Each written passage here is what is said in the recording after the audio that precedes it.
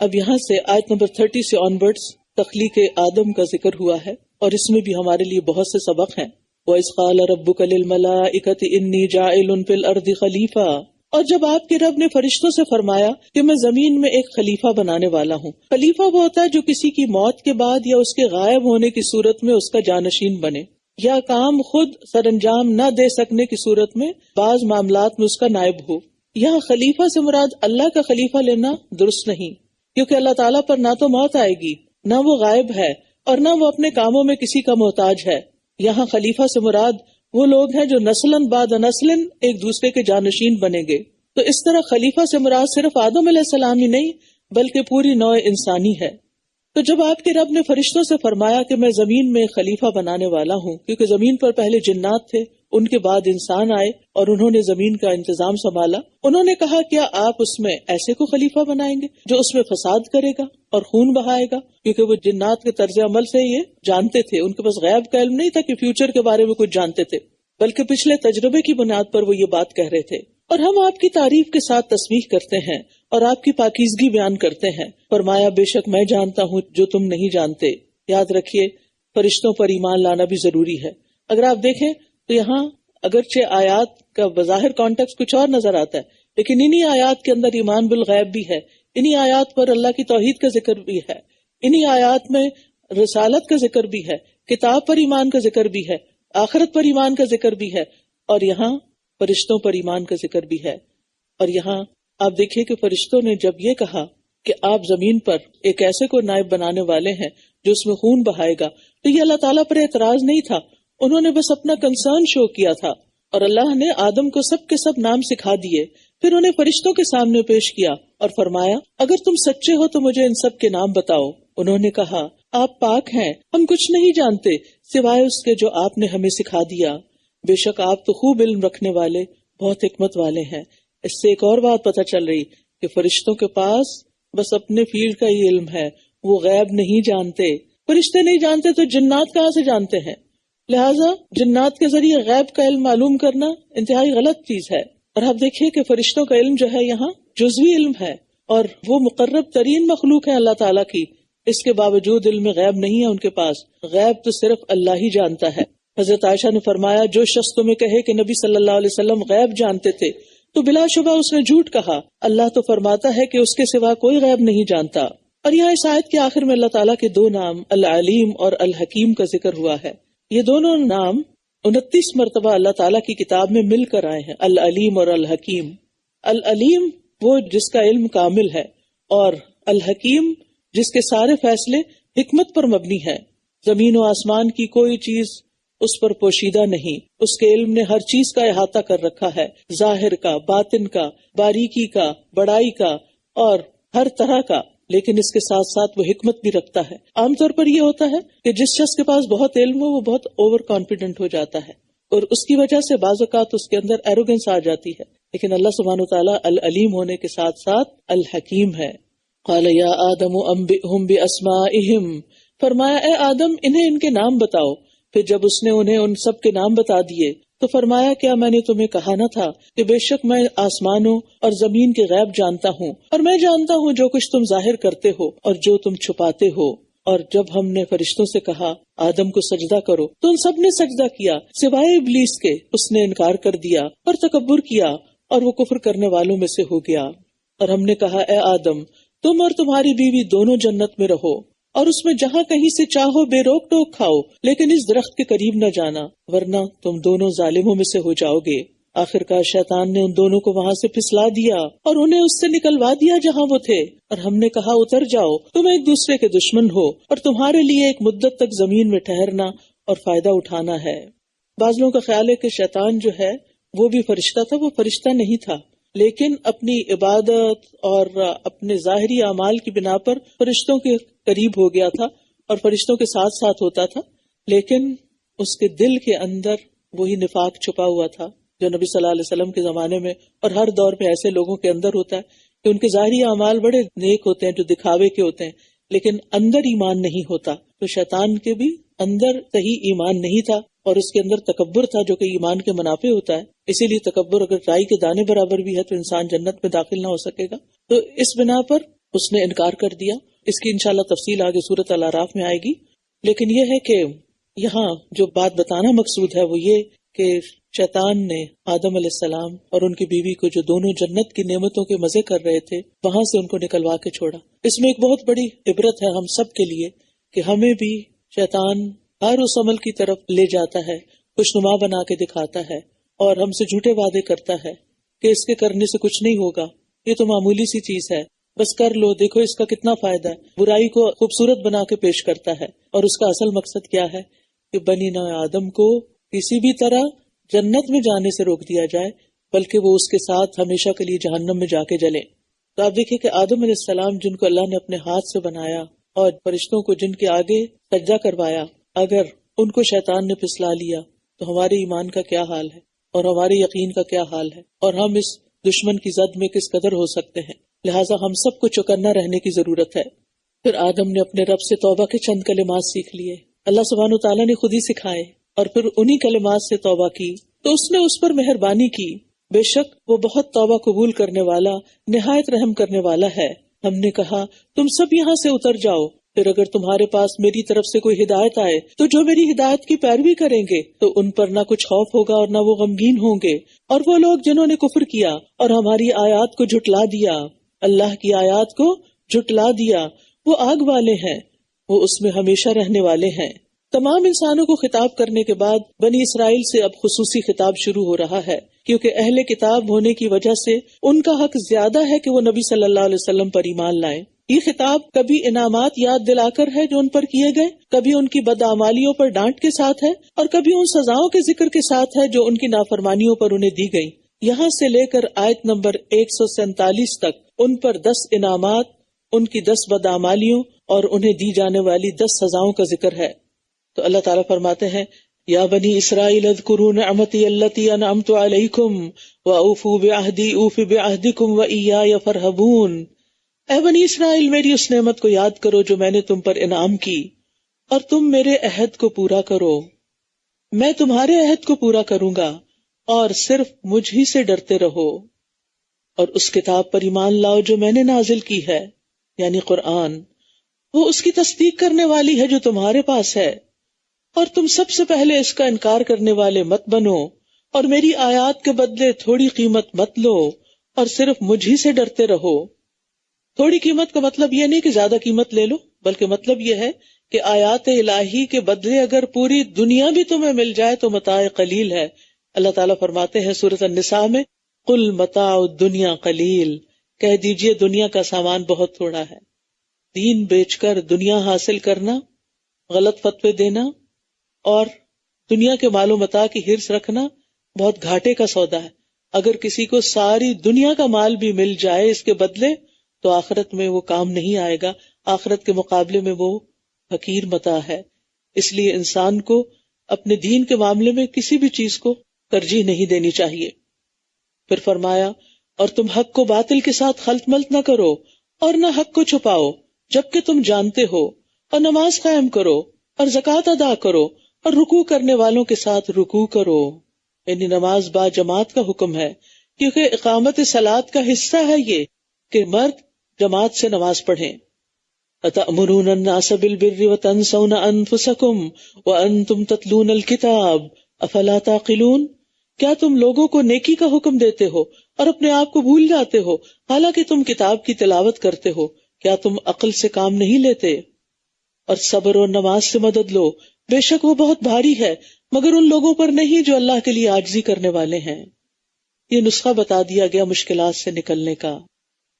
دعا کے ساتھ ساتھ صبر اور نماز. نبی صلی اللہ علیہ وسلم کو جب کوئی پریشانی ہوتی فوراً نماز کی طرف لپکتے تھے. ہمیں کوئی پریشانی ہوتی ہے تو ہم کیا کرتے ہیں؟ فوراً فون کی طرف لپکتے ہیں کہ کسی کو اپنا ماجرا سنا دے، کسی سے بات کر کے اپنا کتارسس کر لیں. تو ہم نے آج سے کیا عادت بنانی ہے؟ کوئی تکلیف دہ بات ہو، کوئی بیماری ہو، کوئی پریشانی ہو، کوئی غم ہو، دکھ ہو، اپنی جان کی طرف سے، اولاد کی طرف سے، مال کی طرف سے، لوگوں کی طرف سے، کہیں سے بھی فوراً اللہ کی طرف رجوع کرنا ہے. نماز اور صبر، منہ بند رکھنا ہے، اپنے آپ کو اللہ کی اطاعت پر جما کر رکھنا ہے. لیکن یہ کام کون کر سکتے ہیں؟ وہی جن کے اندر خشوع ہو، عاجزی ہو، وہ جو یقین رکھتے ہیں کہ وہ اپنے رب سے ملاقات کرنے والے ہیں آخرت میں، اور بے شک وہ اسی کی طرف لوٹ کر جانے والے ہیں۔ پھر دوبارہ خطاب ہے، اے بنی اسرائیل، میری اس نعمت کو یاد کرو جو میں نے تم پر انعام کی تھی، اور یہ کہ بلا شبہ میں نے تمہیں تمام جہانوں پر فضیلت بخشی تھی، اور ڈرو اس دن سے جب کوئی شخص کسی کے کچھ کام بھی نہ آئے گا، اور نہ اس سے کوئی سفارش قبول کی جائے گی، اور نہ اس سے کوئی معاوضہ لیا جائے گا، اور نہ وہ مدد کیے جائیں گے۔ نعمت یاد دلانے کے بعد اب انہیں قیامت کے عذاب سے بھی ڈرایا جا رہا ہے۔ بنی اسرائیل کے فساد کی اصل وجہ یہ تھی کہ وہ اپنے انبیاء، علماء اور بزرگوں پر بڑا ناز کرتے تھے، اور وہ سمجھتے تھے کہ ہم خواہ کتنے ہی گناہ کر لیں، ہمارے بزرگ اور آباء و اجداد ہمیں بخشوا لیں گے، وہ بڑے نیک لوگ تھے۔ یہاں اسی باطل گمان کی تردید کی گئی ہے، ورنہ قیامت کے دن شفاعت تو ہوگی جس کے لیے اللہ تعالیٰ اجازت دے گا، لیکن وہ لوگ جو اللہ کی نافرمانیوں پر ہٹ دھرمی اختیار کیے ہوئے ہوں ان کے لیے شفاعت نہیں ہے۔ آج ہمارے عقائد میں کیا چیز آ گئی ہے کہ جو جی چاہے کرو، حرام خوری کرو، دوسروں کا مال غصب کر لو، دوسروں پر ظلم اور زیادتی کرو، دوسروں کو نیچا دکھاؤ، نماز کا دل چاہتا تو پڑھو، نہیں تو نہ پڑھو، اور اب تو روزے پہ بھی لوگوں نے کمپرومائز کرنا شروع کر دیا ہے، چھوٹے چھوٹے بہانے سامنے لا کر۔ اور اسی طرح زکوٰۃ، بہت سے لوگوں کو پتہ ہی نہیں کہ زکوٰۃ دی بھی جاتی ہے اور کیسے دی جاتی ہے، یہ تو پھر دور کی بات ہے۔ ان ساری چیزوں سے غفلت کی اصل وجہ کیا ہے؟ کہ ہاں کوئی ہوگا جو ہمیں چھڑا لے گا، وہ ہم ہیں نا نبی صلی اللہ علیہ وسلم کی امت۔ تو ان عقائد کی اصلاح کی بھی ضرورت ہے کہ قرآن اس کے بارے میں کیا کہتا ہے۔ یعنی نبی صلی اللہ علیہ وسلم کی شفاعت ہوگی، لیکن وہ شفاعت جہنم سے نکلوانے کے لیے ہوگی۔ اب آپ خود سوچئے کہ جہنم میں جانا کیا آسان ہے؟ اس سے پہلے کہ انسان کو جہنم کی آگ چھوئے، اسی دنیا کے اندر اپنے گناہوں کی معافی مانگ لینی چاہیے اور ان سے توبہ کر لینی چاہیے۔ وَإِذْ نَجَّيْنَاكُمْ مِنْ آلِ فِرْعَوْنَ، اور یاد کرو جب ہم نے تمہیں آل فرعون سے نجات دی، وہ تمہیں سخت عذاب دیتے تھے، وہ تمہارے بیٹوں کو ذبح کر ڈالتے اور تمہاری عورتوں کو زندہ چھوڑ دیتے تھے، اور اس میں تمہارے رب کی طرف سے بہت بڑی آزمائش تھی۔ اور جب ہم نے تمہارے لیے سمندر کو پھاڑ دیا، پھر ہم نے تمہیں نجات دی اور آل فرعون کو غرق کر دیا جبکہ تم دیکھ رہے تھے۔ اور ہم نے موسیٰ سے 40 راتوں کا وعدہ لیا، پھر اس کے جانے کے بعد تم نے بچڑے کو معبود بنا لیا اور تم ظلم کر رہے تھے، پھر اس کے بعد بھی ہم نے تمہیں معاف کر دیا تاکہ تم شکر ادا کرو۔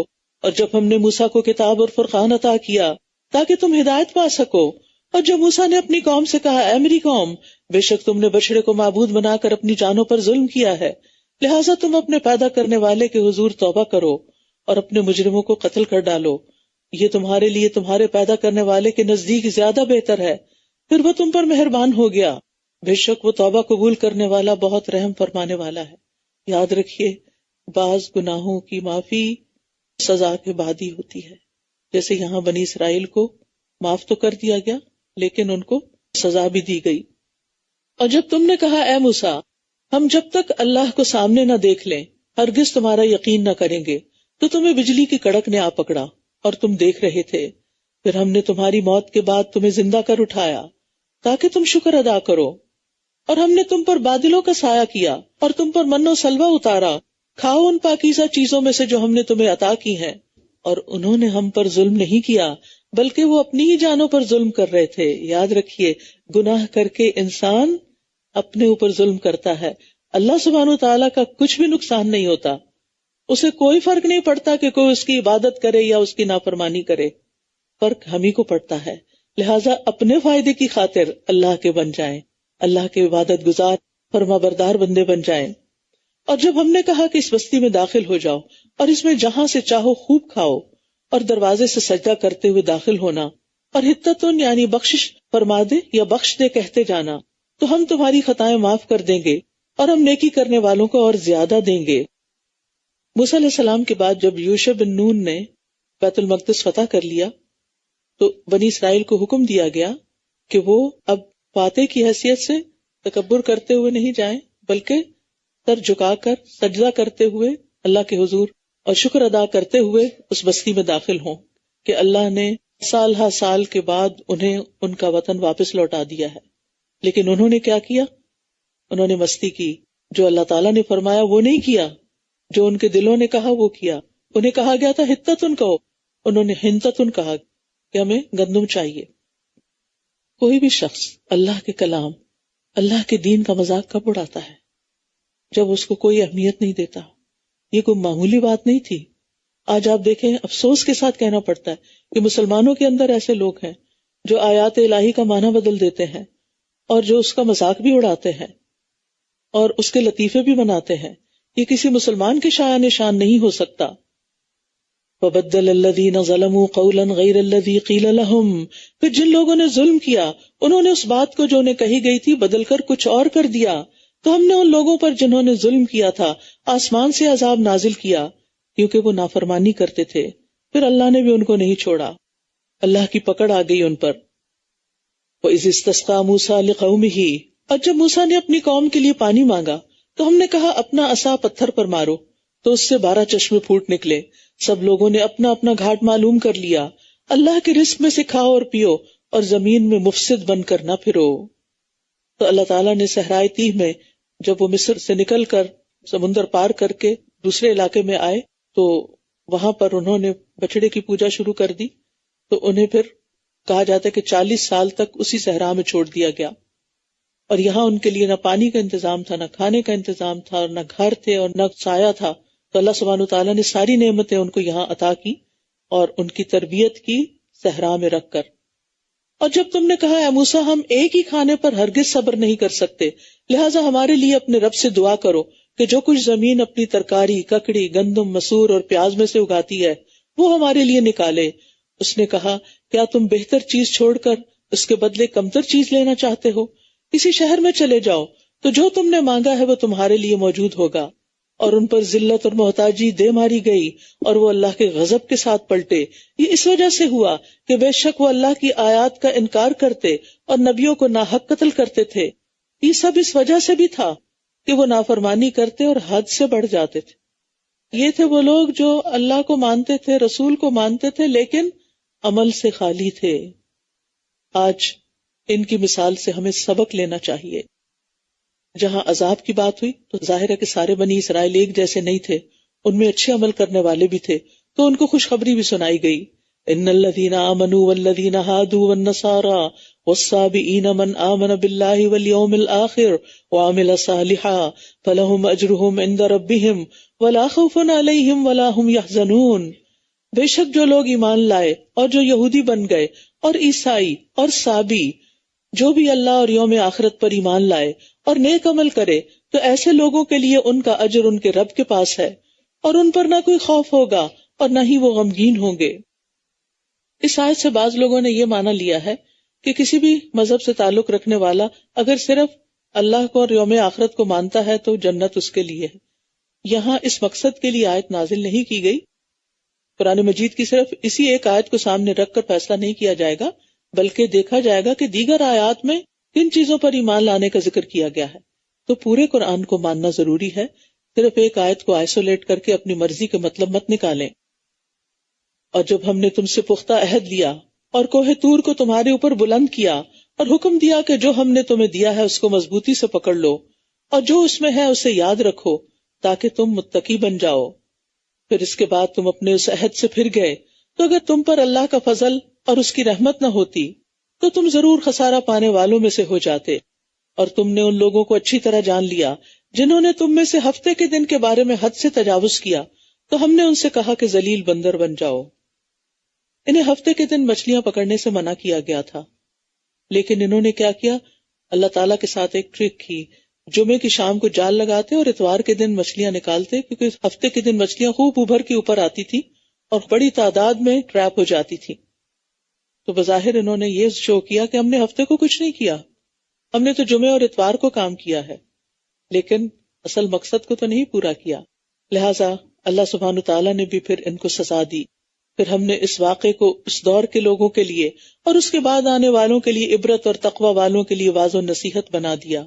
ہمارے لیے اس میں کیا سبق ہے کہ ہم اللہ کی آیات کا مذاق نہ اڑائیں، اللہ سبحانہ تعالیٰ کی آیات کے منمانے مطلب نہ نکالیں، اللہ تعالیٰ کی آیات پر اسی طرح عمل کریں جیسے ان کا تقاضا ہے عمل کرنے کا، نہ کہ اپنی خواہشات کے پیچھے چلیں.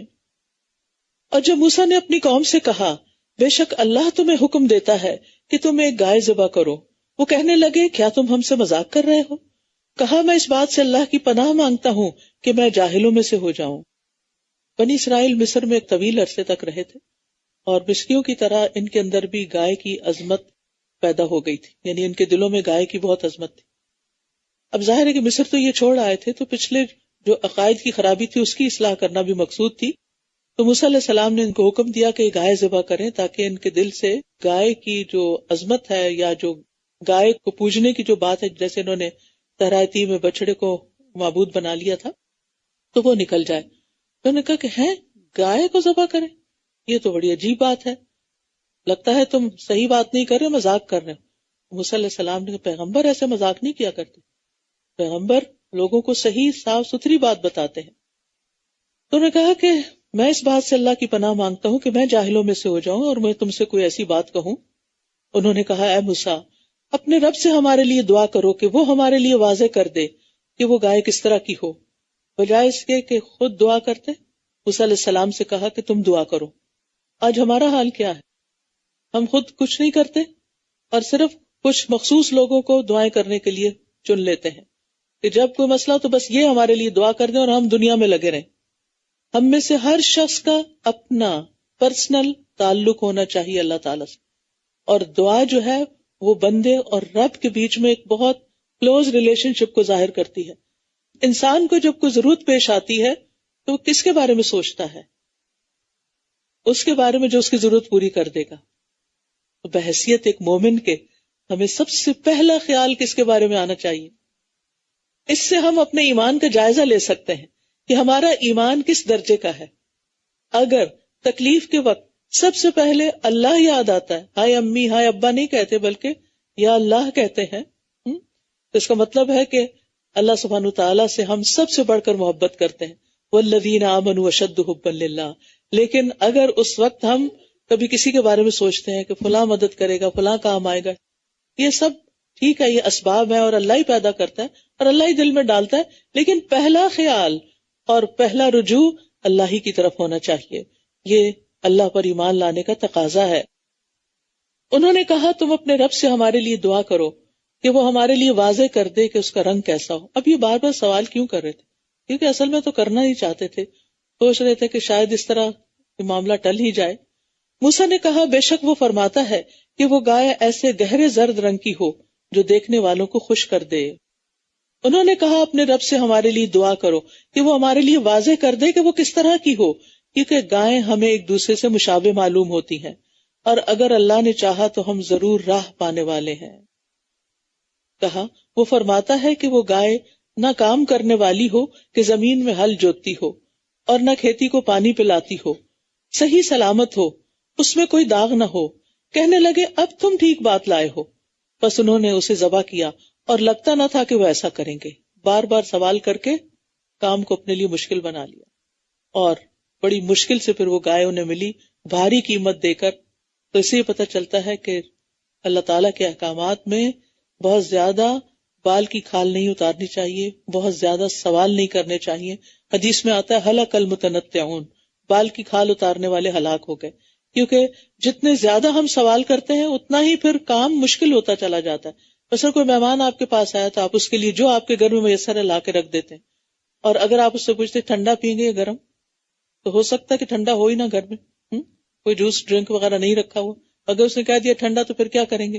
مشکل پڑ گئی نا، پھر آپ کسی کو بھیجیں گے منگوانے کے لیے، میٹھا پئیں گے یا نمکین، یا اسی طرح کے طرح طرح کے سوال کیا کرتے ہیں، کام کو مشکل کر دیتے ہیں۔ لہٰذا اللہ سبحانہ وتعالیٰ کے احکامات پر بھی ہمیں بہت سوال جواب نہیں کرنے چاہیے، سیدھے سیدھے صاف احکامات پر عمل کرتے جانا چاہیے، اطاعت کا جذبہ ہمارے اندر ہونا چاہیے۔ اب ہوا یہ کہ اسی دوران وہاں ایک شخص کو کسی نے قتل کر دیا اور معاملہ بہت مشتبہ ہو گیا، پتہ نہیں چل رہا تھا کہ قاتل کون ہے۔ بنی اسرائیل گائے کو ذبح کرتے ہوئے ڈر رہے تھے، کیونکہ تقدس تھا نا، ان کے دلوں میں اس کی عظمت بیٹھی ہوئی تھی، تو سمجھتے تھے گائے ذبح کی تو ہم پہ شامت آ جائے گی۔ جیسے جو لوگ مثلاً ایسے رسم و رواج کے پابند ہوتے ہیں، جیسے 11ویں ضرور دینی ہے ورنہ بھینس مر جائے گی، گاؤں وغیرہ میں لوگوں کے اندر اس طرح کے عقائد پائے جاتے ہیں، اور وہ سمجھتے ہیں کہ اگر ہم نے اپنی منت نہیں مانی تو بس پھر ہمارا کوئی نقصان ہو جائے گا۔ ان کے دل میں بھی کچھ ایسا ہی خوف تھا، حالانکہ ایسی کوئی بات نہیں تھی. اللہ سبحانہ وتعالیٰ نے ایک نشانی پیدا کر دی کہ گائے کا ذبح کرنا جو تھا وہ ایک فائدے کی چیز تھی. اور وہ کیا؟ اور جب تم نے ایک شخص کو قتل کر ڈالا پھر تم اس کے بارے میں باہم جھگڑنے لگے، اور جو کچھ تم چھپا رہے تھے اللہ اسے ظاہر کرنے والا تھا. پھر ہم نے کہا اس مقتول کو اس گائے کے بعض حصے سے ضرب لگاؤ، اسی طرح اللہ مردوں کو زندہ کرتا ہے اور وہ تمہیں اپنی نشانیاں دکھاتا ہے تاکہ تم عقل سے کام لو. تو کیا ہوا کہ گائے ذبح کرنے سے نقصان کی بجائے فائدہ ہو گیا، اور وہ مقتول جس کے قاتل کا پتہ نہیں چل رہا تھا وہ زندہ ہو کے اٹھ بیٹھا اور بولا کہ مجھے فلاں نے قتل کیا ہے. اور اس طرح ایک اور چیز بھی ان کے دلوں میں مزید مضبوط ہو گئی، اور وہ کیا تھی کہ ان کا آخرت پر یقین مضبوط نہیں تھا کہ کس طرح اللہ تعالیٰ دوبارہ زندہ کرے گا. وہ شکوک و شبہات کا شکار ہو گئے تھے. تو اللہ تعالیٰ نے یہ چیز بھی ان پہ واضح کر دی کہ جس طرح اللہ تعالیٰ نے اس طریقے سے ایک مردہ انسان کو، مقتول انسان کو زندہ کر دکھایا، قیامت کے دن بھی اسی طرح اللہ تعالیٰ مرنے کے بعد تم سب کو دوبارہ زندہ کرے گا، پھر تمہارا حساب کتاب لے گا. پھر اس کے بعد تمہارے دل سخت ہو گئے کیونکہ جو سیکھنا چاہیے تھا اس سے وہ نہیں سیکھا. اس میں بہت ڈرنے کی بات ہے. قرآن پڑھنے کے بعد جو سیکھنے کی بات ہوتی ہے اگر انسان نہیں سیکھتا تو علم آنے کے بعد دل اور سخت ہو جاتا ہے، بے حس ہو جاتا ہے، پھر رونا بھی نہیں آتا، پھر اللہ کی طرف رجوع بھی نہیں ہوتا. تو دلوں کی سختی سے پناہ مانگنی چاہیے. پھر اس کے بعد تمہارے دل سخت ہو گئے، گویا وہ پتھروں کی طرح ہیں یا ان سے بھی زیادہ سخت. اور بے شک کچھ پتھر ایسے ہیں کہ ان سے نہریں پھوٹ نکلتی ہیں، اور ان میں سے کچھ ایسے ہیں جو پھٹ جاتے ہیں تو ان میں سے پانی نکل آتا ہے، اور بلا شبہ ان میں سے کچھ ایسے بھی ہیں جو اللہ کے خوف سے گر پڑتے ہیں. اور جو بھی عمل تم کرتے ہو اللہ اس سے ہرگز غافل نہیں ہے. افتطمعون ان یؤمنوا لکم وقد کان فریق منہم یسمعون کلام اللہ ثم یحرفونہ من بعد ما عقلوہ وہم یعلمون. کیا بھلا تم امید رکھتے ہو کہ یہ تمہاری بات مان لیں گے؟ حالانکہ یقیناً ان میں سے ایک گروہ کے لوگ اللہ کا کلام سنتے ہیں، پھر اس کو سمجھ لینے کے بعد یہ اس میں تحریف کر دیتے ہیں، حالانکہ یہ جانتے ہیں. تحریف کہتے ہیں تبدیلی کو، تبدیلی کر دیتے ہیں. یعنی ان کے علماء کا حال کیا ہے کہ وہ اللہ کے کلام کو ہی بدل دیتے ہیں. اور جب یہ ان لوگوں سے ملتے ہیں جو ایمان لائے تو کہتے ہیں ہم بھی ایمان لے آئے ہیں. اور جب یہ ایک دوسرے کے ساتھ تنہائی میں ہوتے ہیں تو کہتے ہیں کیا تم ان مسلمانوں کو وہ باتیں بتا رہے ہو جو اللہ نے تم پر کھولی ہیں تاکہ وہ تم سے اس بارے میں تمہارے رب کے ہاں جھگڑا کریں؟ پھر کیا تم عقل سے کام نہیں لیتے؟ اولا یعلمون ان اللہ یعلم ما یسرون وما یعلنون. کیا یہ جانتے نہیں کہ بے شک اللہ جانتا ہے جو کچھ یہ چھپاتے ہیں اور جو یہ ظاہر کرتے ہیں. اللہ کو سب پتا ہوتا ہے جو ہمارے دلوں کا حال ہوتا ہے اور جو ہماری زبانوں پر ہوتا ہے، جو ہمارے ظاہری اعمال ہوتے ہیں اور جو ہمارے باطنی قلب کے اعمال ہوتے ہیں، وہ سب اس کے سامنے ہیں. وَمِنْهُمْ أُمِّيُّونَ لَا يَعْلَمُونَ الْكِتَابَ. اور ان میں سے کچھ ان پڑھ ایسے ہیں جو کتاب کا علم نہیں رکھتے. اللہ کے ہاں ان پڑھ کون ہے، لا علم کون ہے، جاہل کون ہے؟ جو کتاب کا علم نہیں رکھتا. اور کتاب سے مراد اللہ کی کتاب، دنیا والوں کی لکھی ہوئی کتابیں نہیں. اور ان میں سے کچھ ان پڑھ ایسے ہیں جو کتاب کا علم نہیں رکھتے. تو بحیثیت مسلمان ہم میں سے ہر ایک کو یہ علم ہونا چاہیے. کس چیز کا علم؟ قرآن کا علم، کتاب کا علم. اور ان میں سے کچھ ان پڑھ ایسے ہیں جو کتاب کا علم نہیں رکھتے سوائے جھوٹی آرزوؤں کے، اور یہ صرف گمان سے کام لیتے ہیں. یعنی ایک وہ عقیدہ ہے جو اللہ نے اتارا ہے کہ کن کن چیزوں پر ایمان لانا اور کن باتوں پر عمل کرنا ضروری ہے، اور اس کے پیرالل انہوں نے اپنا ایک الگ دین بنا رکھا ہے جو ان کی خواہشات پر مبنی ہے، جو ان کے اپنے خیالات پر مبنی ہے، جس کی کوئی حقیقت نہیں ہے. ہلاکت ہے ان لوگوں کے لیے جو اپنے ہاتھوں سے کتاب لکھتے ہیں پھر کہتے ہیں یہ اللہ کی طرف سے ہے. یہ ان کے علماء کا حال تھا تاکہ اس کے بدلے معمولی قیمت حاصل کر لیں. بس ہلاکت ہے ان کے لیے اس چیز کی وجہ سے جو ان کے ہاتھوں نے لکھی، اور ہلاکت ہے ان کے لیے اس چیز کی وجہ سے جو وہ کما رہے ہیں. اور وہ کہتے ہیں ہمیں گنتی کے چند دن کے سوا دوزخ کی آگ ہرگز نہ چھوئے گی. اب یہ ان کے عقیدے کا ایک اور بگاڑ تھا. آخرت پر ایمان میں ایک اور نقص تھا کہ وہ سمجھتے تھے کہ ہم چاہے شرک کریں، کچھ بھی کریں، تو بس ہم چونکہ اللہ کے پیارے ہیں اللہ کے محبوب ہیں، لہٰذا اول تو ہم آگ میں جائیں گے نہیں، اور اگر گئے بھی تو چند دنوں کے بعد نکال لیے جائیں گے۔ کہہ دیجئے کیا تم نے اللہ سے کوئی عہد لے رکھا ہے؟ تو اللہ اپنے عہد کو کبھی خلاف نہ کرے گا۔ یا تم اللہ کے بارے میں وہ بات کہتے ہو جس کا تم خود بھی علم نہیں رکھتے۔ بلا من کسب سیئۃ واحاطت بہ خطیئتہ فاولئک اصحاب النار ہم فیہا خالدون۔ ہاں، جس نے کوئی برائی کمائی اور اس کے گناہ نے اسے گھیر لیا تو یہی لوگ آگ والے ہیں، یہ اس میں ہمیشہ رہیں گے۔ اور جو لوگ ایمان لائے اور انہوں نے نیک عمل کیے وہی جنت والے ہیں، وہ اس میں ہمیشہ رہیں گے۔